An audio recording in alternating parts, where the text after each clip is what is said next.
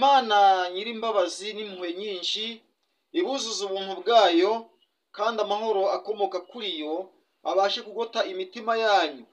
Tuzi neza yuko turi mu bihe biruhije. Ikibazo nuko abenshi barimo basubira inyuma kandi iminsi turimo ari iminsi ikomeye cyane. Twiragize Imana yacu, uhoraho murengezi w'ubugingo, umwami w'amahoro kandi umwami ukomeye cyane, wowe ukora ibitangaza n'imirimo. Turagushimye kuko ari wowe urengera ubuzima bwacu. Aya magambo tugiye kumva mu ijambo ryawe, mwami, atugirire umumaro, buri wese agira icyo yakuramo. Kubw'ubushobozi n'ububasha bwawe dukomezwe nawe, kuko uri Imana y'imbaraga. Tubisabye twizeye mu izina rya Yesu Kristo umwami wacu, amen. Tugiye kuyoborwa n'ijambo ry'Imana mu rwandiko rwa Yakobo igice cya 4 umurongo wa 1. Dusome mu izina rya Yesu. Mbese izo ntambara n'amahane biri muri mwe bikomoka he? Aho ntibikomoka ku byo murarikira birwanira mu mitima yanyu. Mbese intambara n'amakimbirane bikomoka he? Ntibikomoka mu byo murarikira bibyiganira mu mitima yanyu. Mwa ino minsi ya none abenshi bari kwifuza ibyo bifuje bakabigeraho kandi bakabigeraho ku ngufu. Ahanini biri gukomoka hehe? Ni mu mazu y'abizera, cyangwa se hahandi twizera yuko ariho twavoma amazi meza asukura imitima yacu, ugasanga tuhasanze umuntu urimo wararikiye ubuzima bw'undi muntu igihe kirekire kugira ngo azabashe kuzamukuraho. Abenshi barimo bari kwica, abenshi barimo bari kwiba, abenshi barimo bari gukora ibyangwa n'amaso y'Uwiteka, byitwa ngo ni abantu b'abakristo ariko bahakana Kristo. Yakobo we aravuga ati, mbese intambara n'amakimbirane n'intunganya biva hehe? Ntibiva mu mitima yanyu n'ibyo murarikira. Biva mu mitima yanyu n'ibyo murarikira. None se wageze ngo bikorwa na bande? Ngo mwifuza ikintu mwakibura mukica, muhirimbanira ikintu mutashobora kukigeraho, mugatongana mukarwana, ntacyo muhabwa kuko mudasaba Imana. Iryo ni ijambo ry'Imana. Yakobo yarabivuze, yavuze iby'abo mwa kino gihe cya none. Hahandi biganje ni mu nzengero, ugasanga umuntu ari gutaka ati ngo ararwaye, ngo yarozwe na runaka. Wamuroze ugasanga ni wa mukristo. Ugasanga umuntu arimo ari gutaka ati bamwibye. Bakoresha ubushakashatsi bukagusha ku muntu w'umukristo, ugasanga wa mukristo niwe ufashwe.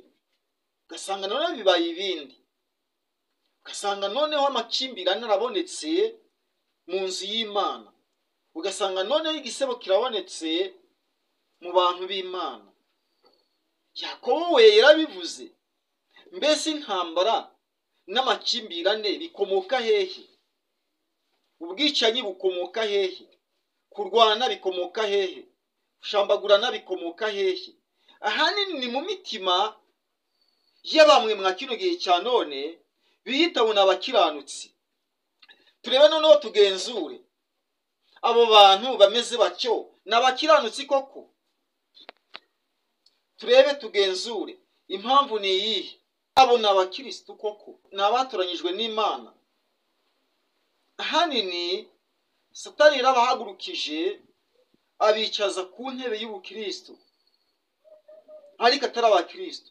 Barabatijwe nk'uko nabo batijwe, barakomejwe nk'uko nabo wakomejwe, bahabwa Eucharistia cyangwa se ku meza y'umwami, ariko barimo nk'intumwa za Satani, kugira ngo bazabashe kubona uburyo bakora ibyangwa n'amaso y'Uwiteka mu maso y'abana b'abantu. Abababona noneho bakavuga bati, uriya si wa wundi twari tuzi.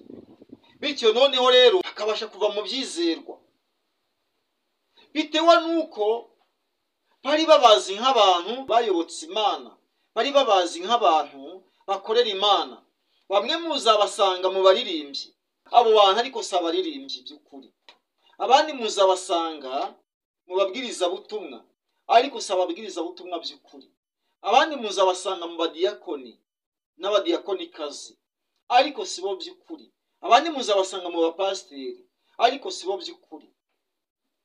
Ahanini ni ukugira ngo Satani agere ku ntego yiyemeje, abashe gukuraho umudendezo mu murimo w'Imana, umudendezo abashe kuwukuraho, awuzimangatanye.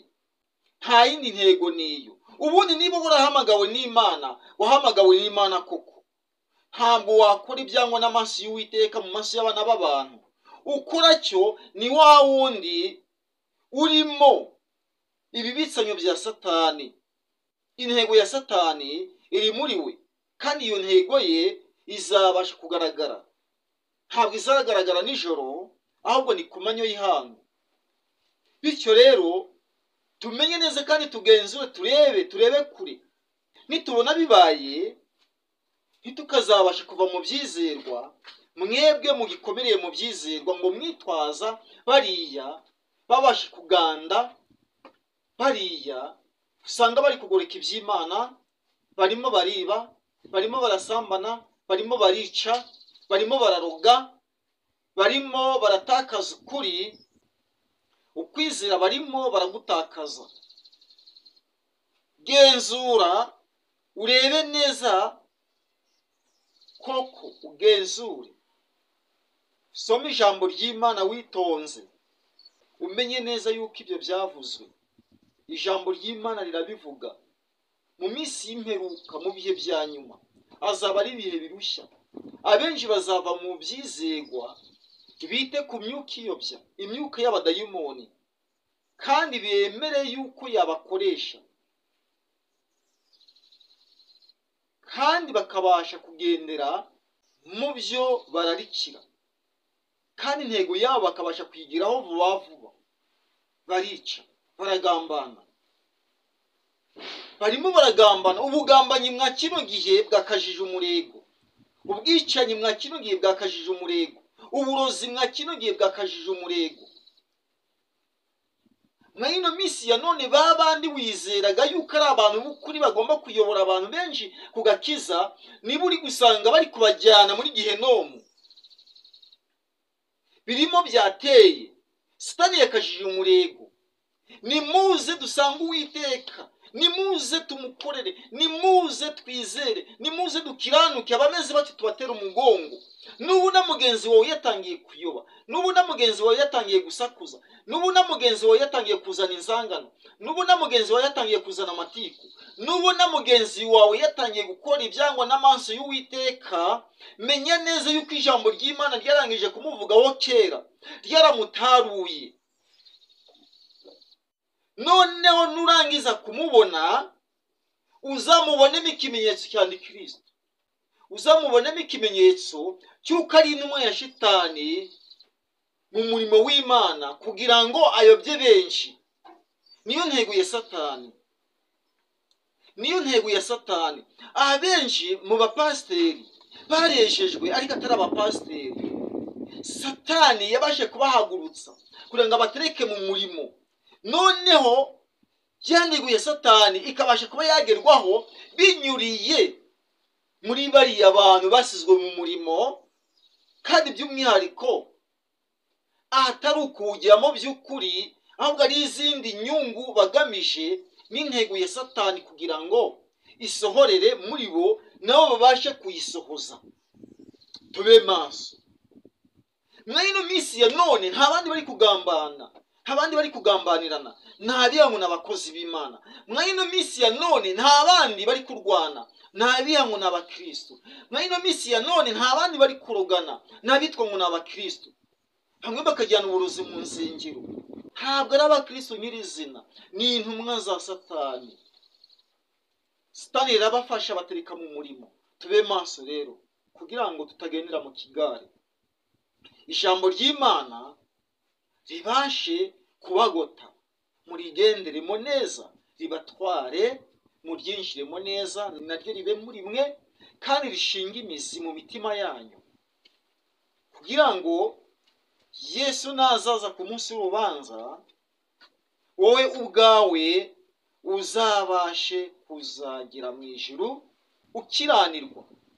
Uwe azabazwa byinshi kandi azakubitwa nyinshi, mu gihe wowe uzaba uri mu munezero.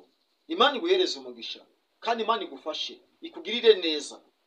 Aya magambo y'Imana, aya magambo wumvise abashe kwera imbuto mu mutima wawe, kandi ugire kugenzura umenye yuko abiyitaho ni abakristo, ari bo bari kugusha umurimo w'Imana.